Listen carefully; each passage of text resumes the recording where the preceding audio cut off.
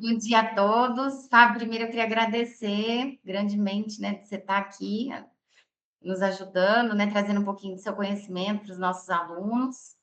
E o Hugo, né, de estar dando uma ajuda aí na parte técnica.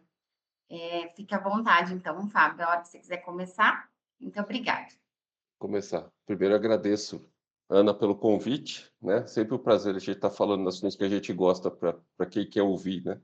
Então, estamos juntos aqui para falar um pouquinho sobre inteligência artificial. Hugo, valeu, viu? Você, se as coisas não funcionam. Vamos lá. Eu vou compartilhar a tela com vocês, que eu preparei uns slides, mas aí eu precisaria que, não sei se eu consigo ver, deixa eu trocar as coisas de lugar aqui, colocar vocês para lado de cá. Vou colocar a imagem da tela aqui e compartilhar ela.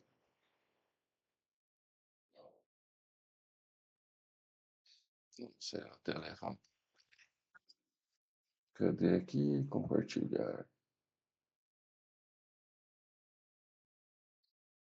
Isso aqui. Apareceu já? Apareceu.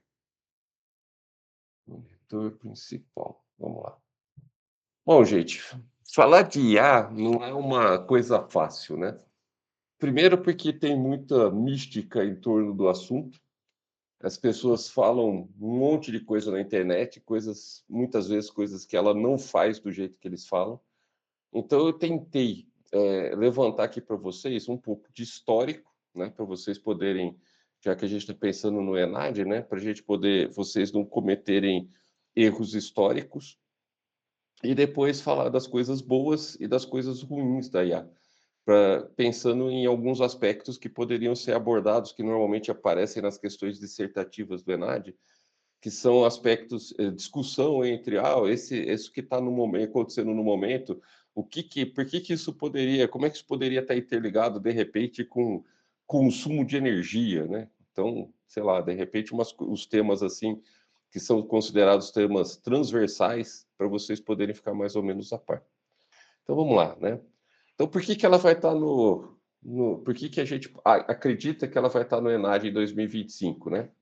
Ela vai estar no ENAD porque é um tema super relevante que começou agora, tem 4, 5 anos, caiu na boca do povo, e de 2 anos para cá só se fala nisso, né? Ninguém fala outra coisa. Todo mundo está mexendo com IA, todo mundo trabalha com IA, todo mundo é especialista em IA, todo mundo pesquisa em IA e só tem isso acontecendo para todo lado. Abrir Instagram é curso, é gente vendendo serviço, e todo serviço tem uma inteligência artificial embutida, né? Não importa em que área, não importa de que jeito. Dá até dó do pessoal de publicidade e propaganda, que teve empresa que mandou todo mundo embora da criação, porque eles acreditavam que a criação da IA era maravilhosa, né? E agora está todo mundo voltando atrás, porque aquele boom acabou, né? Que eles descobriram que não é bem desse jeito, né? Então, e isso está acontecendo em todos os setores, né? A programação mesmo, que teoricamente estaria super envolvida com isso, eles mandaram muita gente embora, mas contrataram um tantão de novo. A Meta mandou 15 mil embora, eu não lembro, Meta ou Microsoft mandou 15 mil embora e contratou 15 mil de novo, né? E está contratando gente em diversos lugares do mundo. Então, e todos eles colocam que a condição básica é que trabalhe com IA, mas não é trabalhar com IA no sentido de desenvolver IA, usando IA. Eu vou desenvolver o meu trabalho normal, só que usando IA. Então, a desculpa deles para mandar a galera embora foi que precisavam de pessoas que estivessem mais sintonizadas para produzir mais em menos tempo, né? Então, por que que eu acredito que a IA vai ser cobrada, esse assunto vai ser cobrado no ENAD? Porque a gente precisa ter uma compreensão histórica e evolutiva da IA, de repente questões podem ser lançadas tanto nas objetivas quanto nas qualitativas, nas discursivas com relação a isso. Os impactos no mercado de trabalho e carreiras é outro motivo que pode ser discutido no ENAD. Questões éticas e vieses e problemas que a IA trouxe e o que ela mudou com relação a essa perspectiva. Os aspectos regulatórios, como a Lei Geral de Proteção de Dados e o ato da União Europeia com relação à inteligência artificial.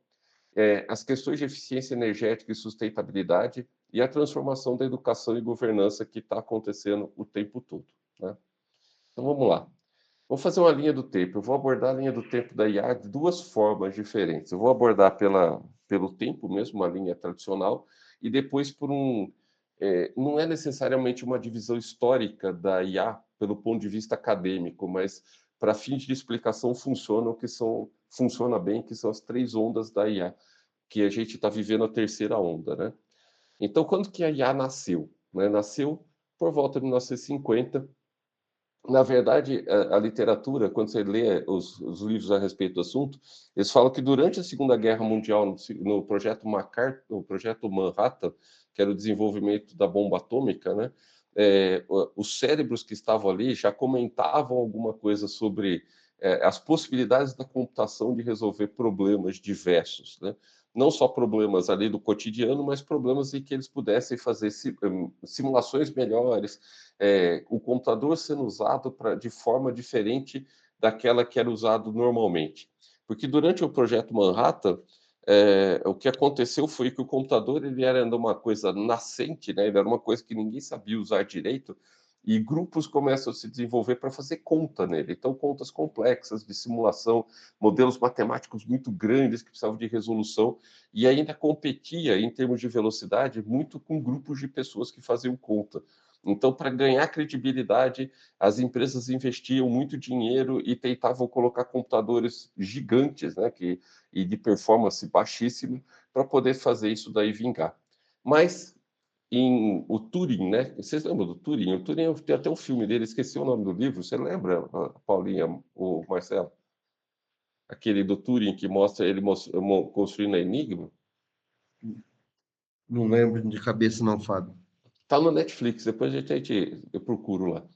O Turing, ele constrói uma máquina que era um arremedo de um computador, né? Falando assim por causa da performance dele na época, né? Que era uma máquina maravilhosa para a época, que ajuda a decifrar o código, a criptografia da máquina Enigma, que era o nome que era dado pelos Estados Unidos, pelo pessoal que era contra a Alemanha, né? Para poder decifrar a criptografia alemã, que era como eles mandavam mensagens, trocavam mensagens entre os postos de jogo de imitação. Obrigado, Fred. Isso, jogo da imitação, pesquisei também. O... Então, essa máquina criptografava as mensagens entre os alemães e o Turing ele descobriu uma forma de fazer isso, né?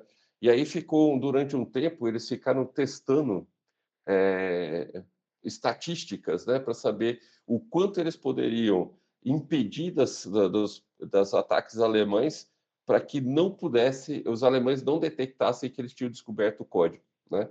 Então isso aparece claramente no filme e é uma verdade histórica que muitas pessoas morreram para poder os alemães não descobrirem que o código tinha sido decifrado.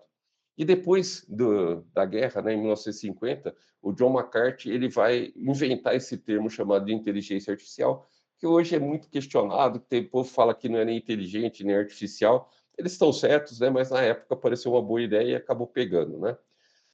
Ele falou isso nessa conferência em 1956.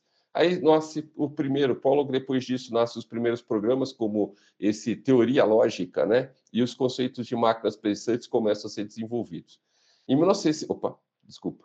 Em 1957, aparece a linguagem Lisp, depois aparece a linguagem Prolog, que são linguagens para inteligência artificial. Na época, trabalhava-se com regras, né? Não se trabalhava com redes neurais ainda. As redes neurais aparecem durante esse período aqui, que são os perceptrons de Rosenblatt. A ideia aqui dessas linguagens é que você cria um conjunto de regras e, a partir desse conjunto de regras, seus problemas seriam submetidos a essas regras e eles seriam decodificados e faziam perguntas para você. Então, você criava um programa que colocava suas regras dentro desse programa e aí depois você colocava um assunto e as regras iam perguntando, quer dizer, o programa ia usando as regras para perguntar para você pedindo mais informações para que as regras fossem submeter de novo as regras e aí a gente conseguisse ter uma resposta. Esses programas, eles tiveram bastante sucesso um pouco mais à frente, mas aparece também a ideia de você simular os neurônios humanos dentro dessa ideia dos perceptrons aqui do Rosenblatt, né? E aí eles começam a pensar na IA de forma diferente. Qual que foi a pegada? A mesma pegada de hoje, né? Em 1970, mais ou menos, as pessoas tinham muita expectativa com relação a IA dominar uma série de coisas e as expectativas todas foram frustradas, né? Então, hoje a gente está acontecendo mais ou menos a mesma coisa. A gente tem muita gente falando que ela pode fazer muita coisa e está frustrando muita gente com relação a muitos dos projetos que estão sendo lançados. Então, o primeiro inverno da IA, que eles chamaram de inverno, acontece nesse período aqui, entre 1970, 74 até 1980, quando os sistemas especialistas, que são sistemas baseados nesses sistemas de regras, eles aparecem com um pouco de força, e principalmente esse daqui, o MISIM, que é um sistema especialista para a área médica, em que você ajudaria o médico nos diagnósticos. Ele fica muito forte, mas ele, assim, ele até foi comercializado, mas ele não ganhou força, porque os médicos entendiam que aquilo seria muito ruim para eles, né? Funcionava bem. Quem testou, na literatura conta isso, né? Quem testou diz que funcionava super bem e que ajudava no diagnóstico, né? No meu mestrado, a gente teve a oportunidade de trabalhar com Prolog e nós fizemos algo parecido com o MISIM, claro que respeitadas as devidas proporções, né? Mas a gente tinha um colega do grupo que o pai dele era cardiologista e nós criamos baseado no conhecimento do pai dele. Ele adorou usar, né? Porque ele falou que, nossa, isso aí ajuda a gente a não esquecer das coisas que tem que perguntar para os pacientes. Ele já tinha 20 anos de medicina, a gente não esquecer de perguntar as coisas para o paciente, lembra a gente que certos exames são melhores que outros, tal. Então, foi baseado só no conhecimento dele, nós não fomos para a literatura, a gente foi fazendo entrevistas e criando as regras só com base nas coisas dele, e ele curtiu muito usar, né? Foi bem interessante trabalhar com isso. Quer dizer, a ideia de que sistemas especialistas e essa ideia das regras funcionam também. A ideia dessas regras era trabalhar com uma que a gente chama de assimbólica, porque a gente não conseguia processar texto e nem tinha ideia de como processar texto como acontece hoje, né? E aí a gente tem um monte de limitações provocadas por conta dos custos muito altos do hardware, né? E as limitações de velocidade desses computadores, porque os problemas começam a ficar muito complexos, o número de regras começa a crescer muito, e aí você tem problema de manutenção, que toda vez que você vai criar uma regra nova, você tem que encaixar corretamente nas regras antigas, e isso é muito tempo para modificar, e capacidade de processamento, que você tem que lembrar que entre 1980 e 1987 os PCs estavam surgindo, né? Então eram máquinas de baixíssima performance, e aí houve um novo inverno, né? Que o pessoal também criou expectativas que não foram cumpridas. Aí entre 87 e 97 tivemos um período ali onde pouca coisa aconteceu. Nessa época aqui de 97 para frente, a IBM, que fez o Deep Blue, que era uma máquina de IA que jogava xadrez, a única função dela era jogar xadrez, então eles passavam o tempo todo fazendo com que ela treinasse jogar xadrez com ela mesma, né? Para poder criar inteligência, vamos dizer assim, sobre a dinâmica do jogo. Então, o Deep Blue, em 1997, ele vence o Kasparov, que foi um dos maiores mestres do xadrez que já apareceu no globo terrestre, né? Então, esse cara perdeu 6 de 7 partidas, que todas as partidas foram feitas assim. Eram grupos de 6, 7, e quem ganhasse mais era vencedor. O Kasparov jogou com o Deep Blue, acho que 3 vezes antes, e ganhava de lavada, de 6-0. E depois, nesse momento aqui, em 97, o Kasparov perde pela primeira vez por 6-1, né? Então ele ganhou uma partida. Depois o Watson da IBM vence os humanos no Showpart, que é um jogo também de lógica, e os avanços de aprendizado de máquina e redes neurais, eles crescem bastante, né? E aí os hardware começam a melhorar a capacidade, então ele fica mais rápido, mais memória, cada vez mais barato, né? Se você pensasse que em 1984, mais ou menos, você comprava computadores que nem o IBM PC, ele custava R$ 2.000 e ele tinha, sei lá, 4 mega de memória, 4 megabytes de memória, e funcionava com disquete, né? Não tinha nenhum tipo de armazenamento maior. Hoje você pega $2.000, você compra uma máquina maravilhosa, né? Que tem gigas e gigas, vou falar gigas no plural, assim, até peço perdão por colocar um plural na unidade aí de grandeza, mas gigas e gigas de memória e capacidade de armazenamento quase ilimitada, conexão com a nuvem e todas essas coisas, e a gente acaba tendo, assim, tendo um ganho gigantesco. Gente, só um segundo, deixa eu desligar meu alarme aqui que disparou.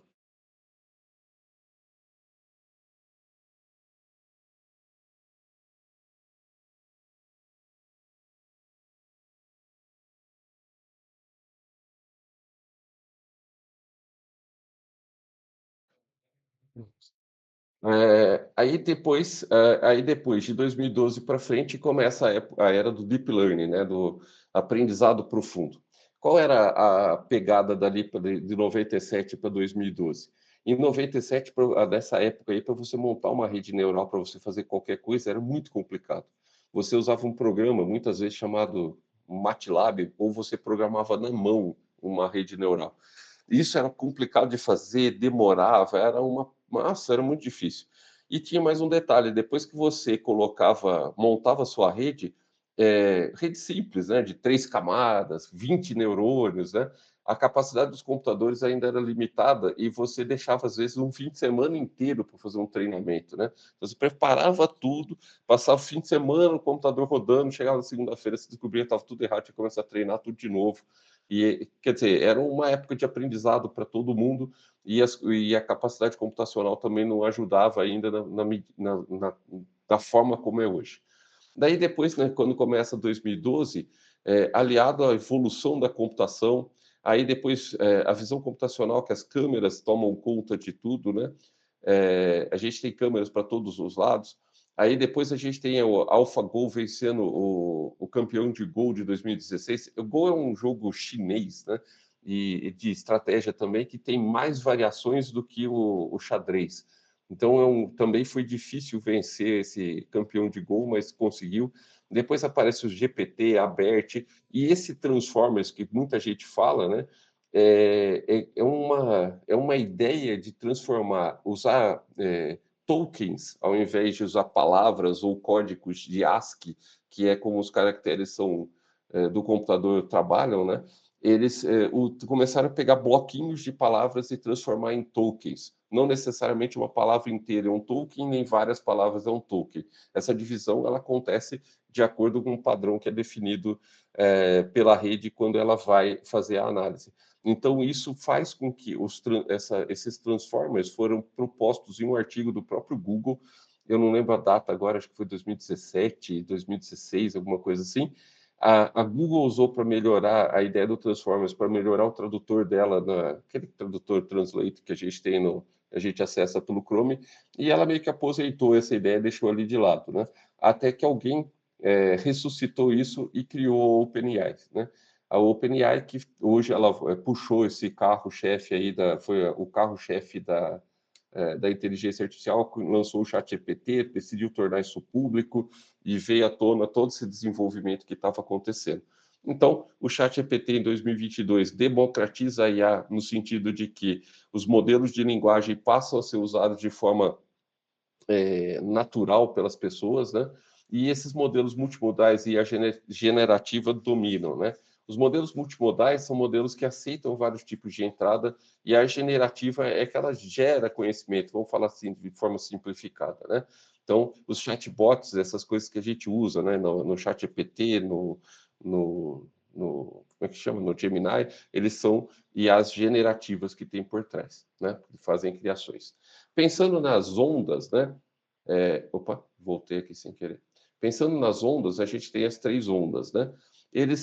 A primeira onda é aquela que eu falei para vocês, que é baseada em regras. Até coloquei uma imagenzinha aqui do lado, que é sobre Lisp, né? Então, o próprio autor aqui é o McCarthy, e aí você vai construindo essas regras aqui, né? E essas regras, elas vão ser usadas depois para julgar o conhecimento que você quer colocar para ela, né? Então, as características são sistemas especialistas e lógica simbólica, o conhecimento vai ser codificado manualmente por especialistas e as regras são tudo do tipo C, então. O MISIM, que foi usado aqui como exemplo, tem o MISIM para diagnóstico médico, que eu já falei. Sistema de controle industrial automatizado, esse XCOM que eu falei aqui é de sistemas industriais, né? Os motores de inferência passam a ser usados em aplicações jurídicas. O Watson ele funciona, tem uns 20 anos nos Estados Unidos para dar apoio para o sistema jurídico de lá. Advogados podem entrar, acessar o Watson, pessoas normais podem fazer processos com o Watson, ele já trabalha há muito tempo com isso, né? Eu não sei como é que é o acesso, mas eu sei que ele está disponível. Os chatbots são baseados em árvores de decisão nessa época, e não era um chatbot como hoje, né? Você tinha que criar, escrever isso tudo em código. E as limitações é a falta de flexibilidade e adaptabilidade e a incapacidade de lidar com incertezas ou situações não previstas nas regras, né? Então, se não está na regra, ele simplesmente vai descartando ou toma uma decisão completamente equivocada, né? Porque você tinha que ser muito cuidadoso para criar um conjunto de regras que, inclusive, tivesse uma regra que falasse, olha, se não está na regra, fala isso, né? E a manutenção era complexa à medida que, como eu falei, que as regras aumentavam, né? Depois da segunda onda, aparece a tal da IA estatística e aprendizado de máquina, que está aqui, ó, aprendizado de máquina. São algoritmos que aprendem padrões a partir de dados. Então, você vai ter regressão, classificação, clustering, né, que são fazer blocos, né, agrupamentos, né, melhor, modelos supervisionados e não supervisionados que melhoram com a experiência. Então, você vai usar redes neurais. As redes neurais são esses bichinhos que estão aqui, ó. Esse daqui é um desenho, um esqueminha de um neurônio humano, e esse aqui do lado é um esquema do neurônio artificial. Então, eles colocam uma função dentro, é um programinha que tem uma função dentro dela. Essa função de propagação, que eles chamam, ela serve para ajudar a gente a fazer o balanceamento de pesos aqui na entrada. E depois, essa função de propagação usa ou ativa uma função de ativação, e essas funções são funções diferentes para cada tipo de coisa que você quer usar, né? Então, eu posso trocar essas funções. São funções matemáticas mesmo, aquelas de fazer, que a gente escreve AX mais B, né? São funções assim que tem lá dentro, tá? Não são bem as funções de reta, mas são funções que a gente utiliza para fazer isso. E claro que essas entradas aqui estão interligadas, um desse aqui está interligado a muitos outros, e esse balanceamento, que é representado por esses pezinhos que estão aqui em cima, esse balanceamento, ele vai fazer com que a rede entenda ou estabeleça um equilíbrio dentro de um treinamento, que depois, quando você tira ela do modo do treinamento, ela passa a responder de acordo com aquele balanceamento, tá? Então, imagine isso em várias camadas e muitos desses bloquinhos aqui interligados uns aos outros, né? E confesso para vocês que não existe até hoje alguém que sabe como esses pesos são definidos ao longo do treinamento da rede. Não tem uma função analítica que me diga aqui nesse ponto vai ter o peso tal, tá? Esse peso é definido de acordo com o treinamento, com a forma que você faz o treinamento, tem um monte de detalhezinhos aí, e ele estabelece esses pesos e passa a se comportar dessa forma. Qual que é a diferença dessas redes que a gente tinha nessa segunda onda para as redes de hoje? É a quantidade de neurônios e ligações que a gente consegue fazer. Nessa época da segunda onda, a gente conseguia fazer redes com 500, 1.000 neurônios rodando assim duramente. Hoje a gente consegue, como o ChatGPT, por exemplo, ele tem bilhões de neurônios interligados, tá? E aí a gente consegue fazer as coisas que vocês conseguem ver na prática hoje, né? Então, as redes neurais, né, são o carro-chefe aqui, né? A diferença entre machine learning e deep learning, né, que é bom a gente já falar desses dois termos, né? O aprendizado de máquina, que é esse aqui, é o aprendizado com rede neural. Você tem uma rede que ela vai aprender, vai ser treinada e vai aprender para reconhecer padrões, e a partir desses padrões ela começa a tomar, depois de sair do treinamento, ela começa a tomar decisões meio que sozinhas, né, vamos dizer assim. As redes neurais são a base disso aqui, para fazer o aprendizado de máquina. E o Deep Learning, na verdade, ele é uma forma de dizer que são redes que têm muitas camadas. Então, a partir, na literatura eu já li um cara falando sobre isso, que ele fala que a partir de 3, 4 camadas já é deep learning, né? Então, redes muito simples eles chamam de redes neurais. Redes muito grandes, né, com muitas camadas e muitos neurônios, eles falam que vai proporcionar aprendizado profundo, né, que é esse daqui, o deep learning, né? As aplicações práticas, né, vai ser reconhecimento facial, aquele negócio que a gente vê em filme, principalmente filme de ficção científica, que o cara olha na câmera, aparece uma caixinha na frente do rosto da pessoa com um nome, não sei das quantas. Então, isso é possível, né? Não sei se pode ser feito em escala do jeito que mostram nos filmes, mas é possível de ser feito. Sistemas de recomendação, como o da Netflix, do Spotify, para fazer recomendação de filme, de música. Os veículos autônomos, né? Diagnóstico por imagem médica, tradução automática, detecção de fraudes, então aparece um monte de lugares para a gente trabalhar com isso. Veículos autônomos, a gente chegou num ponto hoje em que eles já são tão autônomos que a gente está precisando definir uma legislação para esses veículos poderem trafegar. Alguns estados americanos já criaram leis permitindo que eles sejam utilizados por pessoas comuns. Já tem empresas tipo Uber oferecendo a opção de carros autônomos, mas agora estamos entrando numa outra fase que está se definindo um padrão de qualidade para o software, né, para essa inteligência que roda nesses veículos. E uma das características mais importantes é a capacidade dele dessa IA, de lidar com situações totalmente anômalas, né? Como, por exemplo, você parar numa rua que está interditada por uma obra e essa rua, o que o carro faz, né? Ele tem na regra dele que ele não pode invadir a faixa da esquerda, né? Mas e aí? Ele pode, por causa desse bloqueio, ele dá ré, procura um outro caminho, ele invade a outra pista e ultrapassa. Então, são questões que se misturam com questões éticas, mas que são problemas bem insolúveis para quando a IA depara com alguns problemas, né? Vamos lá. E a terceira onda, né, que eles falam aqui que o futuro já começou, né, que ela é contextual e explicável. Então, ela vai buscar combinar o melhor das ondas anteriores, né, questão do raciocínio lógico com a aprendizagem de máquina, e vai procurar desenvolver essas características aqui, que é explicabilidade, em que a IA vai ter que justificar suas decisões, a forma como ela toma decisões, para a gente poder compreender o que está acontecendo, porque ela toma decisões baseadas em critérios que a gente não tem ideia. Até teve aquele escândalo da Meta, né, da Cambridge Analytics, né? Eu lembro do número, né, que é um número gigante, que eles conseguiam levantar nas redes sociais para o perfil de cada usuário milhões de pequenos aspectos do comportamento do usuário, né? E aí fica aquele negócio, a IA te conhece melhor do que você mesmo. Então, se ela não conseguir explicar para a gente porque ela toma algumas decisões, vai ficar difícil da gente entender o caminho que foi seguido, né?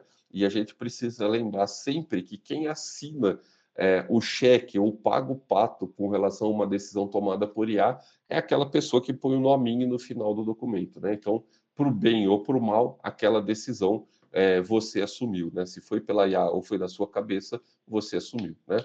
Aí depois temos aqui o raciocínio contextual, que é a compreensão de situações complexas e nuances, porque agora está na moda falar antes era engenharia de prompt, né? Quando os chatbots começaram, hoje eles falam muito de engenharia de contexto, que você precisa dar um contexto para a IA para que ela possa desenvolver os textos ou fazer aquilo que você está solicitando para ela dentro do seu critério, né? E aí essas situações de raciocínio contextual começam a aparecer porque as situações vão ficando cada vez mais complexas. Por exemplo, eu vou fazer uma avaliação de um contrato. A ideia que se vende por aí é que você chega lá, avalie para a IA e fala, põe o documento e fala, avalie esse contrato para mim. Ele vai fazer o que der na louca dele, né? Na IA, lá pelo treinamento dela. Mas se você quer que faça uma avaliação que observe certas regras, verifique se algumas informações estão disponíveis, se ele tomou cuidado com algumas possíveis discordâncias, assim, regras no contrato para discordâncias entre as partes, tá? Você vai ter que criar um contexto e explicar tudo isso para a IA, para ela poder fazer isso para você. Qual que é a vantagem, né, de você fazer isso na IA? É que ela não vai perder nenhuma dessas informações que você solicitou para ela levantar. Então, se você chegar e falar assim, falar para ela fazer uma avaliação geral, ela não vai prestar atenção, por exemplo, em datas ou de repente uma cláusula de que certas, qualquer, por exemplo, uma cláusula bem idiota, né? Se você, qualquer situação anômala a esse contrato deve ser discutido entre as partes. Uma cretinice, né? Mas é uma coisa que precisaria estar em alguns tipos de contrato, ser colocado em alguns tipos de contrato. E, de repente, no geral, ela não vai prestar atenção nisso. Se você explicar para ela, olha, tem que ter data disso, tem que ter data daquilo, tem que ser, você tem que verificar o texto, verificar a forma de escrever, você tem que verificar se tem cláusula disso, cláusula daquilo, daquilo outro, inclusive essa cláusula de escape, vamos dizer assim, em que se tiver uma situação que fuja do contrato, tem que ser rediscutida. Ok, ele vai fazer essa verificação e vai verificar minuciosamente cada uma das datas, coisas que talvez a gente, por verificar, às vezes ler um documento, muitas vezes a gente deixa passar desapercebido. Aí outra coisa, aprendizados com poucos exemplos, né? Por conta do treinamento extensivo da rede, às vezes a gente não precisa de muitos exemplos para explicar para ela como fazer as coisas. Então, quando você chega para ela, fala, leia tal coisa e tire tal informação, você não precisa ficar entrando em detalhes de como ela precisa buscar essa informação. Ela já vai entender, porque ela já tem muitos exemplos guardados. Mas você pode criar prompts que trabalham com nenhum exemplo, só pedindo, ou prompts que trabalham com poucos exemplos, né? Então, você tem alguns e o zero, que é nenhum exemplo, e ela já aprendeu a fazer isso e vai trabalhar da forma como o treinamento dela foi sendo executado. Aí você tem os modelos causais, que são entendimentos de causa e efeito, não apenas de correlação, em que a gente treina a IA para poder identificar se acontecer tal coisa é consequência, né? Não se fala muito disso, mas ela está começando a aparecer, ficar mais esperta com relação a isso. Inclusive, no começo, fazia-se alguns testes de lógica com as IAs, com os chatbots, e ele não conseguia entender.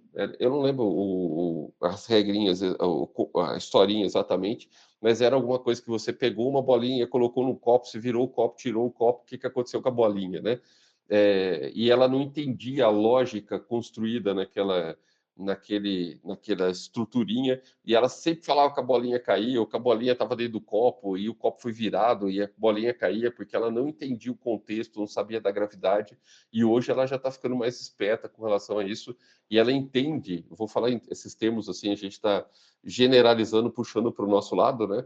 Mas sempre lembrando que se você for pensar num chatbot hoje, você está pensando que ele é mais uma calculadora do que necessariamente uma inteligência, do jeito que a gente pensa que é a nossa inteligência, né? Ele tem, ele, na verdade, ele calcula qual vai ser a próxima palavra. Ele não inventa uma palavra, ele não coloca uma palavra depois da outra, porque ele entende o que as palavras significam. Ele calcula qual é a probabilidade de uma palavra se encaixar ali melhor do que outra, né? Só que ele faz isso baseado num bilhão de cálculos e combinações que ele já aprendeu e ele vai tentar reproduzir ali, tá? Então lembra sempre disso, né? Então, como da mesma forma que um engenheiro civil faz um cálculo estrutural e coloca lá a planta de uma casa num sistema e o sistema calcula toda a estrutura da casa, o chatbot, a IA, o ChatGPT, o Gemini, eles fazem a mesma coisa, eles calculam quais são as próximas palavras, tá? Aqui eu coloco os modelos emergentes, né, o GPT-4, hoje a gente está no 5, né? E as linguagens grandes, né, que são modelos de linguagem grandes, os LLM, Large Language Models, né, que demonstram o raciocínio contextual, né? E aí você consegue conversar com ele por causa disso, né?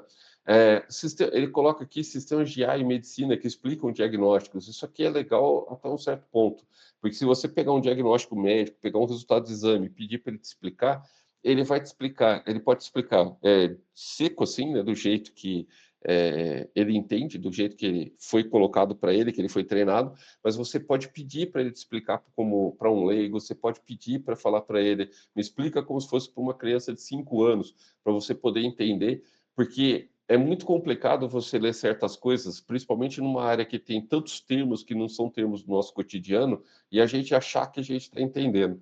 E aí a gente vai para uma consulta, às vezes, achando que está sabendo tudo a respeito do assunto, e a gente não soube nem perguntar para a IA direito o que aquilo significa. e ela vai te encher de informação, pensando que está abafando e, na verdade, ela está complicando a situação, né? Então, precisa tomar cuidado com essa conversa com relação a questões psicológicas, a questões médicas, a questões de engenharia, porque ela entende as coisas, as perguntas mais ou menos do jeito que foram colocadas. Sem um contexto, ela não sabe como explicar. Sem um pedido para explicar para uma pessoa que não entende de um certo assunto, tem que também tomar cuidado com a resposta que ela vai dar.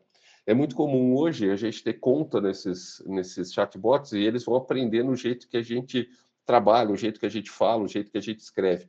Então, ele costuma devolver mais ou menos do mesmo jeito que você está escrevendo. E isso é um problema, porque às vezes, dentro do contexto, dentro, por exemplo, numa área médica, explicar com as palavras que a gente usa normalmente, às vezes não vai funcionar tão bem, né? Tem termos que não podem ser mudados, né? Vou mais para frente aqui um pouquinho. E os grandes desafios de hoje da IA, né? Que nem eficiência energética. Qual que é o custo oculto da IA, né? O custo oculto da IA é que isso aqui tudo custa dinheiro para ser mantido, né? Você gera toneladas de CO2 para poder fazer o processamento dessas zilhões de solicitações que são feitas para as IAs hoje. Você gasta dinheiro no treinamento, então você consome dinheiro, né, recursos para fazer isso tudo funcionar. Você consome recursos nas placas que são usadas para fazer isso. Você consome recurso para ela funcionar. Então, até há pouco tempo atrás apareceu a OpenAI, a maioria das empresas que fornecem serviços dos chatbots, eles falando para a gente parar de falar por favor e obrigado para IA, porque toda vez que você fala por favor, ela vai processar isso daí e para responder para você obrigado, né? Ou, pois não, né? Quando você fala obrigado, ela vai responder não, eu estou sempre aqui e tal. E ela gasta recursos para fazer isso, né? E na verdade, teoricamente, o por favor e o obrigado não significariam muita coisa para ela, né? Então, a ideia é que você gasta energia com isso. Então, eu coloquei algumas coisas aqui para vocês, né? Que o problema da escala, que o treinamento de modelos grandes consome energia equivalente ao consumo anual de centenas de resistências. No GPT-3, por exemplo, se gerou aproximadamente 552 toneladas de CO2 só durante o treinamento. Isso equivaleria ao consumo de 123 carros a gasolina rodando por um ano inteiro. Tá? O GPT-4 consumiu 1.500 ou 1.700 toneladas de carbono só durante o treinamento e não se tem uma ideia do quanto de energia ele consumiu assim, durante o funcionamento. O GPT-5, em que ele vai e volta, ele usa o modelo, ele busca mais refinar a resposta, então ele trabalha numa resposta, ele volta, junta com mais um pouquinho de informação, trabalha de novo na resposta até ele achar que tem uma resposta que é boa para você, para lançar para o usuário, então ele consome mais recurso ainda durante o funcionamento, né? E os data centers que hospedam IA representam cerca de 1% do consumo global de eletricidade. E isso é uma coisa que tem 5 anos, tá?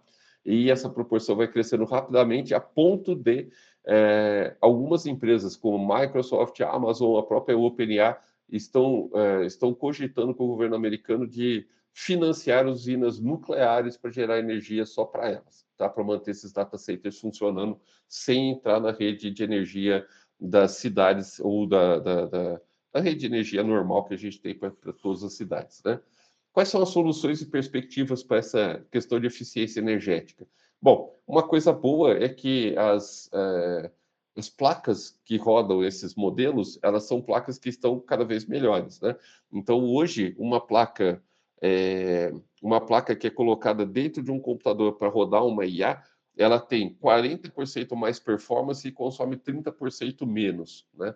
Isso vai melhorando, mas a gente tem um limite para isso, né? Ainda vai melhorar bastante, mas ainda vai gastar muita energia para fazer essas coisas funcionarem.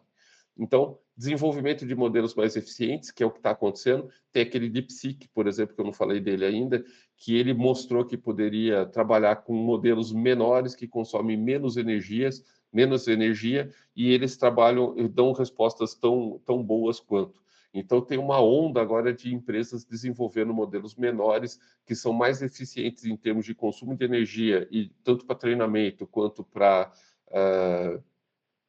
quanto para funcionarem no dia a dia, e isso vai se tornar cada vez mais popular. Alguns pesquisadores da área falam que a ideia é que você vai ter uma IA para cada coisa, tá? Mas eu não sei até que ponto isso vai ser. Ainda está nebuloso, né? Não consigo identificar ainda para que ponto exatamente a gente vai, né? Se usar energias renováveis em data centers, que nem eles falaram da energia nuclear. Depois, computação edge, né, que é processar os dados localmente, você parar de usar tudo na nuvem e começar a ter sua IA no seu computador. A Samsung já tem computadores que dizem que está em IA embutida. Os celulares da Samsung já tem uma IAzinha funcionando dentro dela, que funciona fora da nuvem e tal. Mas tudo isso daí tem que melhorar bastante ainda. Tem arquiteturas neurais mais econômicas, né? Oh, meu Deus, eu estou encostando aqui, meu mouse está sensível. Arquiteturas neurais mais econômicas, com redes, as redes sendo menores, obviamente, elas consomem menos energia para funcionar. Regulamento de pegada de carbono para IA, que já é uma coisa que está sendo discutida para colocar limite nisso, né? Até que ponto isso vai crescer. Então, tem gente discutindo normalização para isso, né? E a questão crítica é como balancear essa inovação tecnológica com sustentabilidade ambiental. E talvez esse seja um ponto discutido numa questão do ENAD, né? Aí, com relação ao mercado de trabalho, né, que é uma transformação gigantesca que está acontecendo. Na automação de tarefas, por exemplo, 30% das atividades profissionais podem ser automatizadas. A perspectiva é que elas sejam automatizadas até 2030. Então, tarefas repetitivas, administrativas e de análise de dados básicas são as mais vulneráveis. Então, se você está indo para o mercado de trabalho pensando em fazer o mesmo que você fazia antes, do mesmo jeito, que nem, por exemplo, sei lá, eu confiro, pensando uma coisa bem boba, né? Eu confiro o saldo bancário da empresa, né? Eu vou lá no banco, vejo o saldo, puxo um extrato e vejo o que ele tem. Esquece que isso já não vai, você não vai fazer mais isso, tá? Você vai ter que usar, no mínimo, você vai ter que se transformar numa pessoa que seja mais proativa para poder encontrar outros problemas para resolver, porque o segredo, na maioria das profissões, é resolver problemas, né?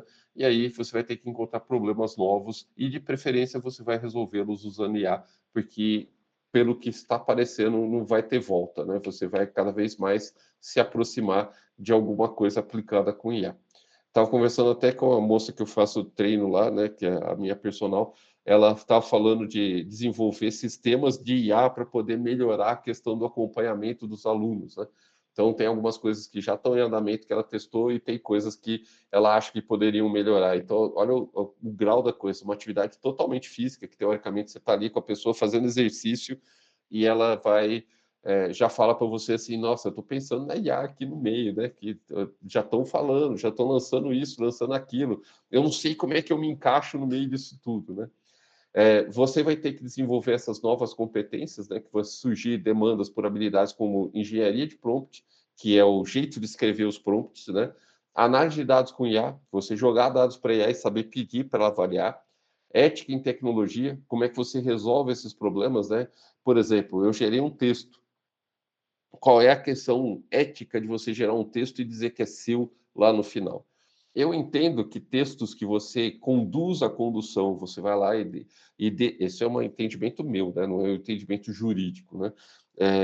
Você foi lá e explicou para ele o que você queria, ou colocou frases ali que você acha que são pertinentes a um texto que você está produzindo e pede para ele só fazer uma organização daquilo, o texto é seu.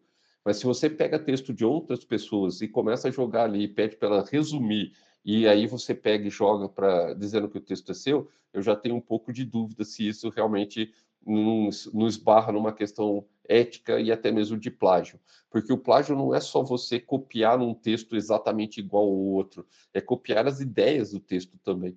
Então precisamos tomar cuidado com isso, porque nos treinamentos das redes, né, nos treinamentos dessas IAs que a gente está usando hoje, a maior parte deles foi feita em textos de outras pessoas. Então, quando ela produz um texto muito bonito para você, de repente ela está copiando a linha de raciocínio num texto que ela foi treinada com ele, né, que é de um autor famoso e que a lógica é dele, não é da IA, né? E também não é sua, porque você não explicou para ela o que você queria nem o jeito que você queria. Então, construir os seus textos na IA significa você realmente está trabalhando com esses textos de forma coerente. Você explica o que você quer, você dá os elementos que você, das ideias que você quer, e pede para ela organizar. Então, eu entendo que isso é uma forma de você dizer, de você garantir que o texto é seu, né? E outra, você tem que saber do que você está escrevendo. Pedir um texto para ela, ela escreve qualquer coisa, você entrega e não sabe o que está lá, não faz nem sentido, né? E o pensamento crítico e a criatividade humana estão se tornando cada vez mais valiosos, né? E isso aqui é uma coisa que está crescendo muito valor, né? As pessoas estão entendendo isso com valor. Então, eles querem pessoas que tenham habilidades para usar essa tecnologia, mas eles querem pessoas que sejam capazes de julgar se o que ela produz faz sentido ou não e serem criativos o suficiente para poder melhorar aquilo que está sendo obtido como resultado.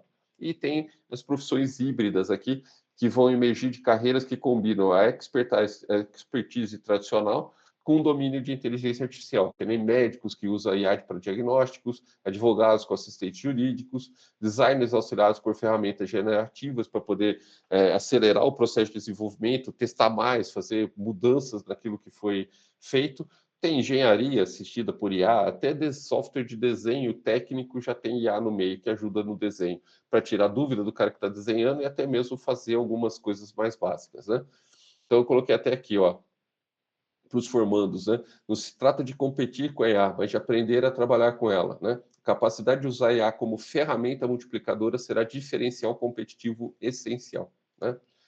Com relação à educação, né? A questão da personalização, que é um grande ganho.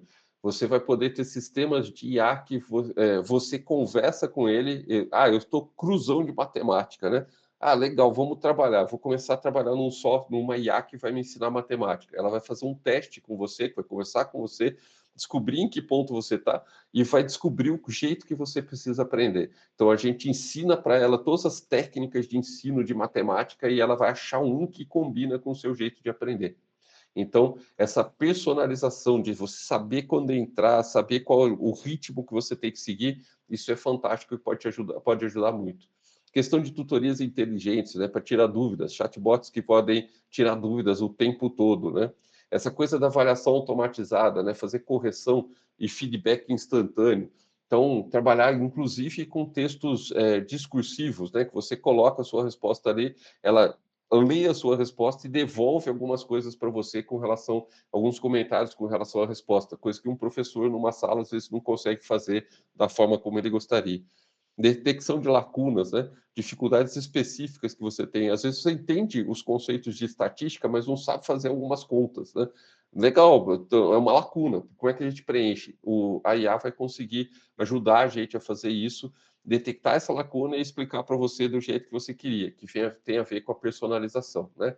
Os desafios e as preocupações para isso é que o uso de IA generativa por estudantes levanta questões sobre autenticidade e aprendizado real, então as questões de plágio.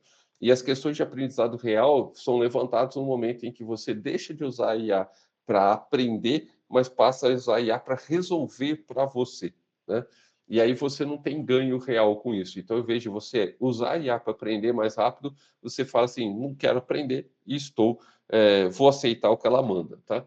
E aí você corre esse risco, não é só o risco de plágio, né? É o risco de você se tornar totalmente dependente dela e não conseguir mais desenvolver as suas funções ou aquilo para qual você é pago, as coisas que você gosta de forma autônoma, né? Há um risco de plágio não intencional e dependência excessiva. Isso aqui já é discutido na psicologia, tem assim, um monte de lugares falando sobre isso aqui. Inclusive, tem trabalhos falando sobre quanto a gente reduz o nosso uso do cérebro durante ou ao acostumar com o uso da IA, né?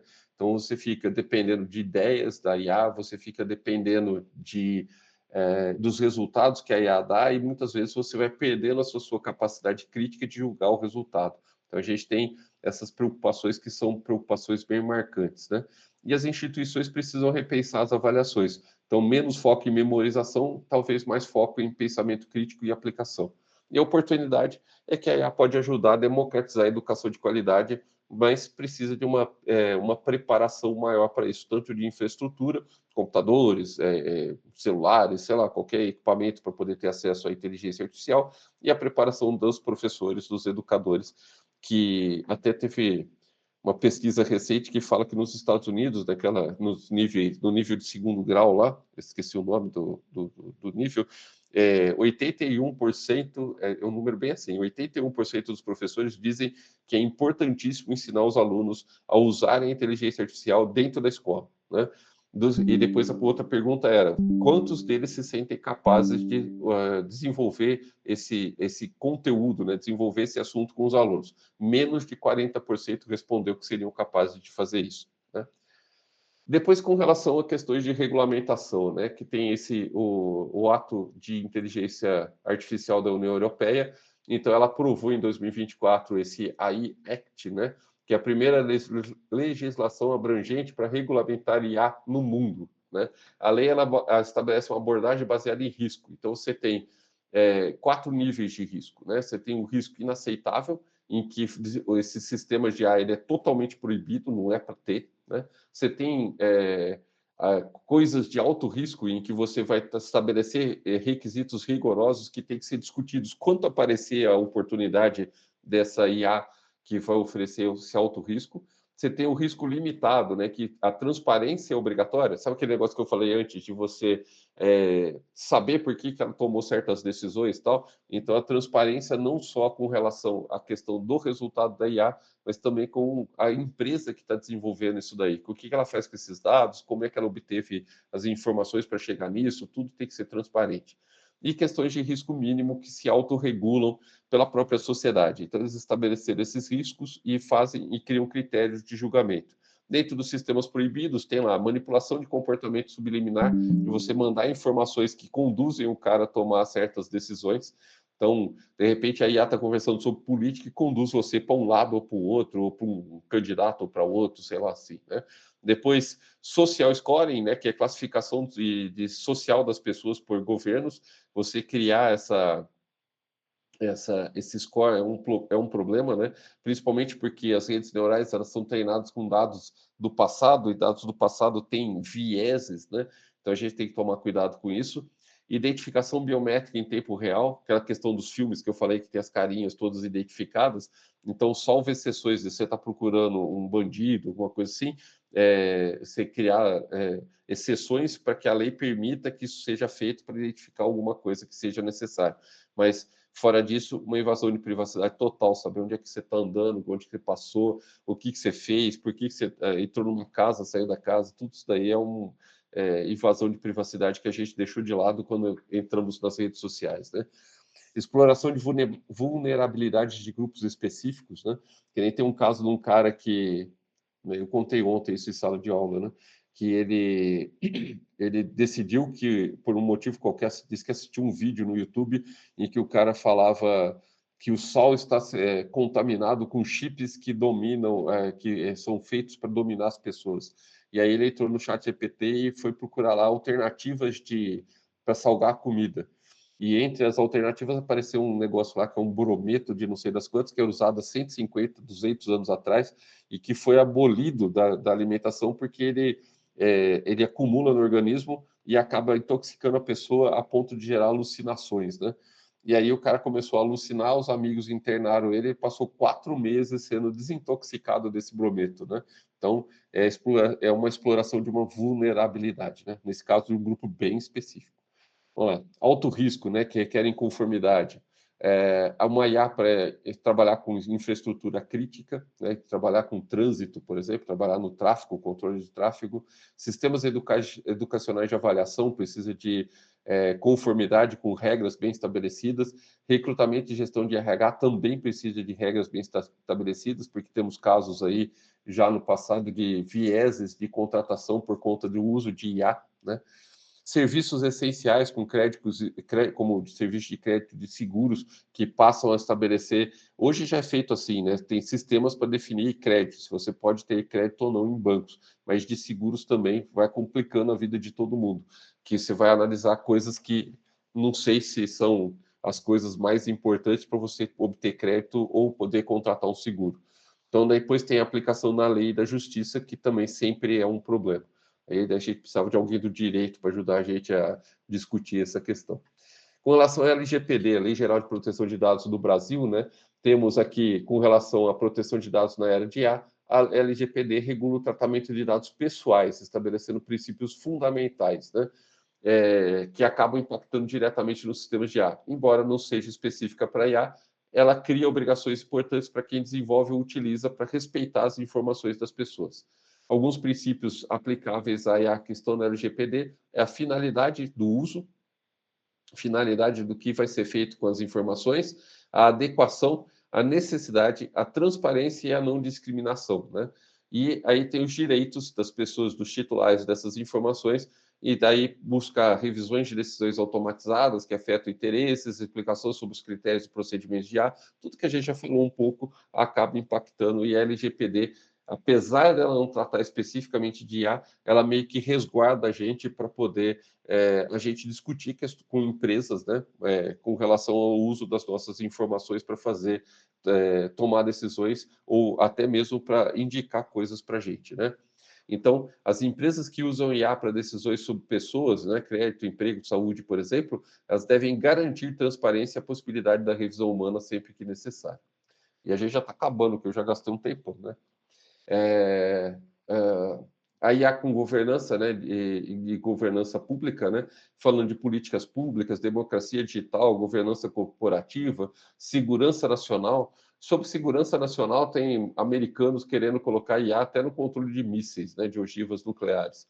Sistemas judiciários, relações internacionais, tudo isso daqui passa a ser muito problemático quando a gente põe IA no meio. Ela ajuda muito de um lado para trabalhar com grandes volumes de dados, te dá, assim, te filtrar, resumir informações, mas ela acaba, se você deixar, ela acaba substituindo você na hora de tomar decisão e na hora de fazer indicações de decisão. Se a gente pensar em democracia, a Cambridge Analytica, que eu falei antes, ela elegeu governos completamente autoritários, única e exclusivamente porque ela recebeu para poder direcionar mensagens no Facebook, dessas redes sociais. Então a gente tem que tomar muito cuidado com isso, né? Porque democracia também funciona. É importante que a democracia é legal, a gente pode falar o que a gente quiser, mas também a gente tem que tomar cuidado para a gente não ser enganado nem ser direcionado com informações cheias de viés. E hoje a gente não só deepfakes, né, que ameaçam os processos eleitorais, como ameaçam um monte de coisas, né? Que nem, por exemplo, informações falsas sobre vacinas, informações falsas sobre empresas, informações falsas sobre bolsa de valores. E pior do que isso, o pessoal não basta estar criando informações falsas, eles também estão distorcendo informações verdadeiras, dando novos contextos a informações que são verdadeiras, desviando da informação principal, desviando da ideia da informação principal, né? Então, a governança de IA não é apenas uma técnica, mas ela é fundamentalmente política e social, exigindo participação democrática nas decisões como a tecnologia molda essa sociedade. Lembre-se que se você quer fazer alguma coisa nova, não vá necessariamente se basear só na IA, né? Baseie-se também na sua criatividade, porque ela foi treinada com um monte de coisa do passado. Então, se você quer ficar mais ou menos igual para o futuro, usa só o que a IA te dá. Existem IAs criativas? Existe, tá? Mas funciona dentro de contexto, você tem que saber usar para tirar alguma coisa nova. Você pode pedir um monte de ideias e pensar em ideias novas para as coisas. Você não precisa usar aquelas ideias que elas fornecem, tá? E aí vem o lado sombrio, né? Que é o caso, alguns casos aqui para a gente pensar, que nem os casos da Compass aqui nos Estados Unidos, que é um sistema de avaliação de risco de reincidência criminal que apresentou viés racial, né, que superestimava risco de réus negros e subestimava réus brancos, que é o que eu falei, treinado com coisas do passado. Né? Então, da forma como as bases de dados estavam, as histórias eram, eles passam a ser treinados e reconhecidos aqui. Então, se você quer que você tenha um treinamento legítimo, você tem que estudar como fazer esse treinamento. Né?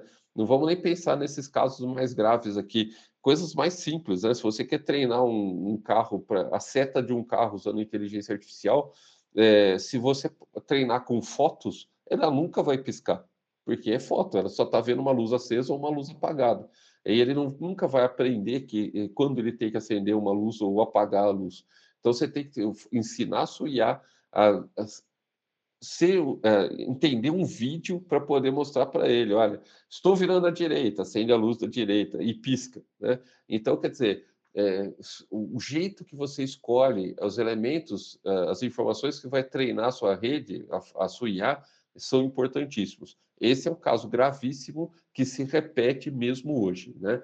Que nem recrutamento na Amazon, que eles discriminavam candidatos mulheres, né, porque ela foi treinada com histórico de contratações de uma indústria dominada por homens. Então, ela penalizava currículos com a palavra mulher ou formação em universidades femininas, né, universidades mulheres formadas em universidades. Quer dizer, ele confundia tudo e acabava não contratando mulheres. E depois a questão de reconhecimento facial, né, que também é outro viés com relação às questões de raça, né? Então, é tudo um monte de probleminhas que a gente vai resolvendo. Tem muitas outras coisas, né? Que nem, por exemplo, você tem o caso recente aí de um menino que usou a IA para conversar, para desabafar com problemas psicológicos, eu não sei qual é o problema exatamente dele, mas vocês têm que lembrar que a IA sempre vai concordar com vocês. E ela vai sempre dizer para vocês que aquilo que vocês querem ouvir. Então, ela vai procurar sempre um jeito de dizer isso. Então, mesmo que você saiba que a informação que ela deu é correta, se você chegar lá e falar para ela assim, não é isso, ela vai revisar o conceito dela e vai tentar minimizar aquilo para você, dizendo que você está correto, foi uma ótima ideia e tal. Agora, se você chegar para uma IA e dizer que você precisa dar um fim ao seu sofrimento e ela concordar com você que sim, tem que dar um fim no seu sofrimento, pode ser que você dê um fim assim, a ideia para uma cabeça que está com problemas não, vou resolver meu problema. Ou a ideia pode ser, vou tirar minha vida porque não tem mais jeito, né? Então, isso é uma coisa que precisa ser considerado. E aí, a IA não é neutra, né? Ela reflete valores, preconceitos e limitações de seus criadores, dos treinamentos que foram feitos com elas, que são as pessoas que criaram. Diversidade nas equipes de desenvolvimento e auditoria contínua são essenciais. Então, criar regras para poder definir o que vai treinar uma rede. Então, eu não posso ter só um viés, eu tenho que ter todos os vieses. Escolha da informação de treinamento é fundamental, né? Aí tem a questão da desinformação e dos deepfakes, que eu já falei, e o cybercrime potencializado. Como a gente está vendo hoje, você pega o rosto de uma pessoa, de um famoso aí, e começa a fazer... pega uma foto dele e transforma num filminho falando bobagem, né? Então, você tem aqui armas autônomas, né, que já é um projeto que eu já li sobre ele, tem uns 10 anos hoje com a IA, já está totalmente, as armas estão automatizadas, inclusive fala-se de soldados em que eles têm câmeras no capacete e câmeras na ponta da arma, né? Então, quem decide quando atira não é necessariamente o cara que está segurando a arma, é uma inteligência artificial. A vigilância em massa, né, que você pode usar para regimes autoritários, quanto para nossa segurança, sei lá, está andando na rua, está vigiando, aconteceu um crime, avisar a polícia automaticamente. Mas regimes autoritários vão usar IA para monitoramento populacional em tempo real, né? Fazer reconhecimento facial em espaços públicos, essas coisas todas já existem, estão sendo usadas, não sei se numa proporção gigantesca, mas estão sendo utilizadas. E a manipulação psicológica, que os algoritmos ajudam a identificar vulnerabilidades emocionais para manipular as pessoas, né? Então pode ser tanto para política quanto para coisas mais menos problemáticas ou mais problemáticas, dependendo assim, menos. O que eu quero dizer não é mais ou menos problemática, eu quero dizer em massa ou individualmente, né? Então você pode manipular uma população inteira ou como assim, indivíduo por indivíduo, como você também pode trabalhar só num certo indivíduo, como algumas dessas brincadeiras, entre aspas, que circulam aí entre os adolescentes para fazer bobagem e muitos se machucam por causa disso, né? E aqui, minha fonte de informações. Deixa eu colocar aqui para vocês minha fonte de informações de estudo aqui, que é interessante, que para quem gosta do assunto, pode procurar, estou abrindo ela aqui, que é esse daqui, ó. Esse é o mais recente. É o IA Index, tá? Lá para o começo. Artificial Intelligence Index Report. É um relatório anual que tem saído, né? Esse já é acho que terceiro ou quarto, que é feito pela Universidade de Stanford, em que são 457 páginas discutindo diversas áreas do conhecimento e que estão sendo aplicadas IA, né? Então, eles pegam aqui, o primeiro capítulo é só sobre desenvolvimento e pesquisa, o segundo é só se performance técnica, depois se IA responsável, economia, ciência e medicina e assim por diante. Então, aqui eles trazem não só as perspectivas, né, uma avaliação de tudo que aconteceu, mas também trazem dados numéricos, tipo, olha, cresceu tantos por cento nisso, isso parou tantos por cento, né? Vai evoluir, fazem uma tendência também, mas não fazem aquelas tendências de futuro. Eles falam, ó, para o ano que vem está se planejando isso, né? Então, é um relatório bastante interessante. Como ele é muito grande, você escolhe uma das suas áreas de interesse aqui e vai ler só esse que te interessa. Mas se quiser, é curioso ler tudo, tá? E aproveitando, dar uma dica para vocês, se vocês quiserem ler realmente isso aqui, vocês podem fazer o seguinte, né? Usem aquele notebook LM, joga esse material lá dentro e fica perguntando para ele as coisas que vocês querem saber. Então, é daqui que eu tirei, por exemplo, são 154 modelos de fundação, de criação de redes, de treinamento de redes que foram lançados aqui em 2024 e está representando um crescimento de 400% desde 2021, né? E 335 bilhões de dólares foram investidos em startups de IA em 2024, né? Não sei quanto está esse ano, mas também está tão grande quanto, talvez até mais. Nos Estados Unidos sempre eles têm muito dinheiro, né? Põem dinheiro, um monte de coisa, e o pessoal está falando que estamos numa bolha da IA, né? Não sei se estamos mesmo, mas tem muita gente investindo muito dinheiro nisso para fazer coisas cada vez mais específicas. Então, depois tem 67% de empresas adotando IA, que é a percentagem de empresas globais que já implementaram ao menos uma solução de IA nas suas operações. Quais são as tendências, né? Modelos multimodais que vão dominar a inovação, trabalhando com texto, imagem, áudio e vídeo. A IA científica, que vai acelerar descobertas em física, biologia e química. Até recentemente teve o pessoal falando sobre a descoberta de moléculas para medicamentos novas, né? Que durante muito tempo não se descobria molécula nenhuma, agora são milhões de moléculas por causa da IA que se descobriram, todas têm algum potencial de alguma forma, agora a gente inverteu, né? Então, ao invés de antes a gente investir no desenvolvimento de novas moléculas, agora a gente está investindo no teste dessas moléculas, né?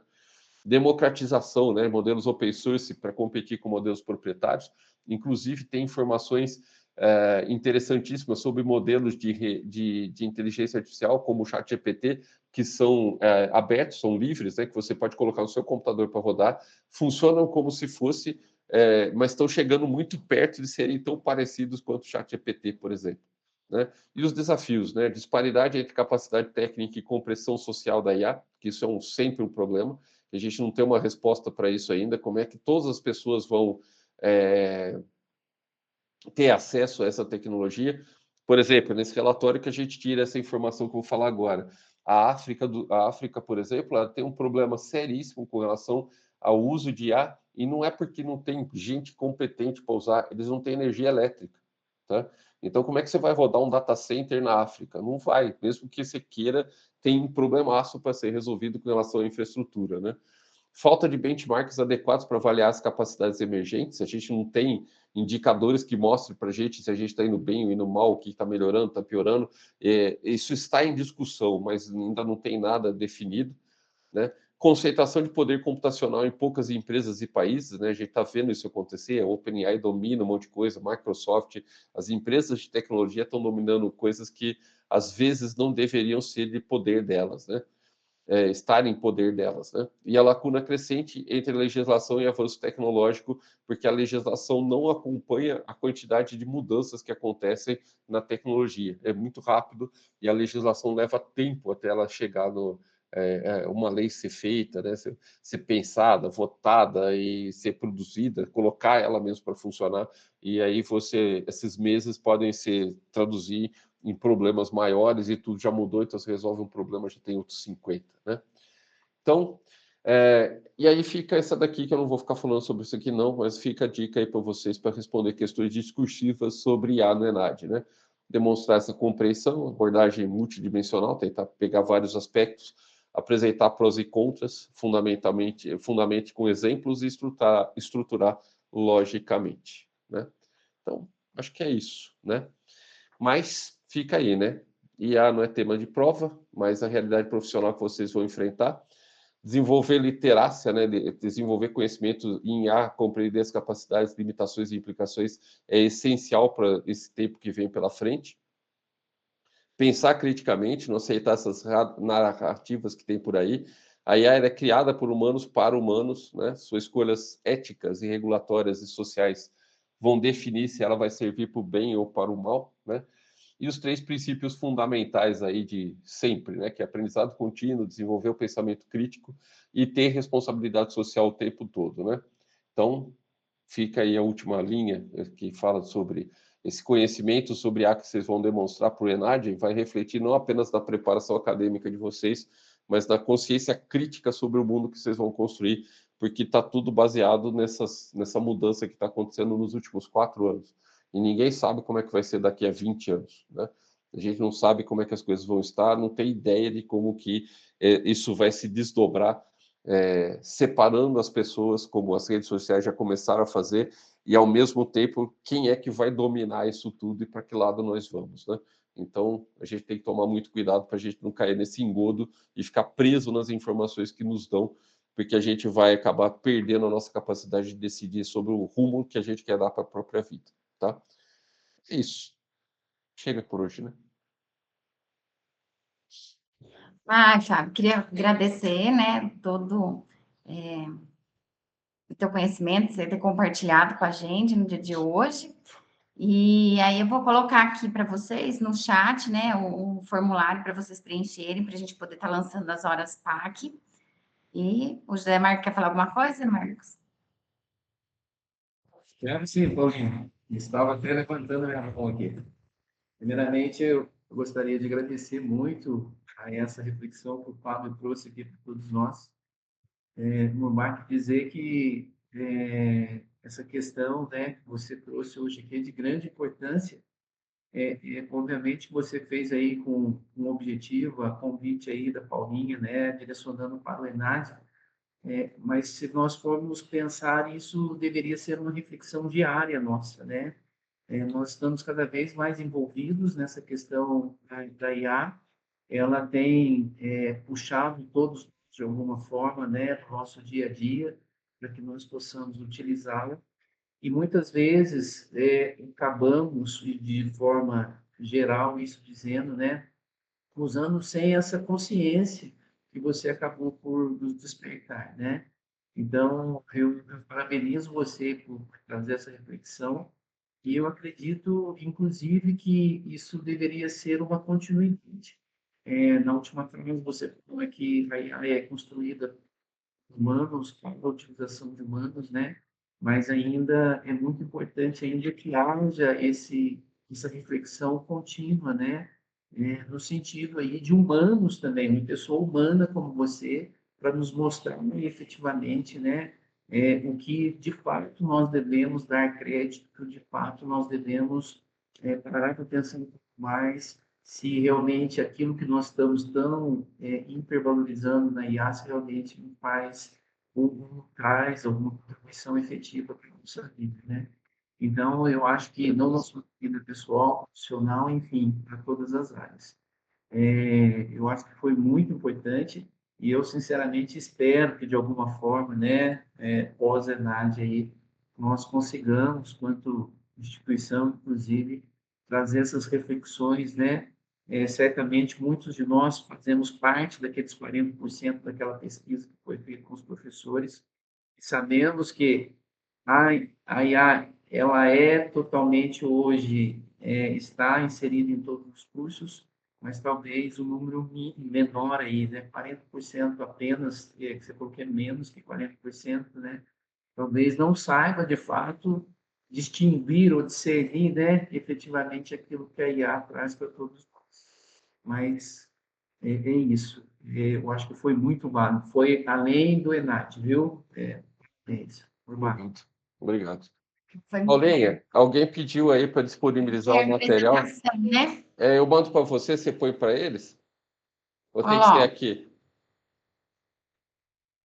É como você preferir, Fábio. Se tiver Peraí, difícil, a gente manda depois também, não tem problema. deixa eu ver se eu salvei um PDF aqui, deixa eu ver se já está salvo aqui. Tá, a última versão é esse aqui.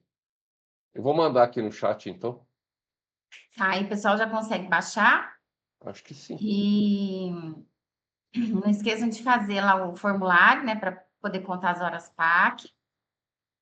E, mais uma vez, muito obrigado, Fábio. Nossa, foi muito bom toda a apresentação, né? O que o Zé Marcos falou, trouxe muita informação, além do que a gente só fala, né? Só dos, que o chat GPT, enfim, a inteligência artificial é capaz de fazer, né? Mas foi muito esclarecedor, você trouxe esses pontos, né? Que são algumas questões que a gente tem que pensar realmente, né? Do impacto de tudo isso. E não esquecer, né, que é só uma ferramenta, que o ser humano tem que estar ali por trás e saber trabalhar da melhor forma possível, trabalhar para o bem, né? Sim. Senão não vai fazer nada com isso. Não, não Tanta vai. informação para nada. Verdade. Paula, eu não estou conseguindo colocar Eu aqui falei. no chat. Não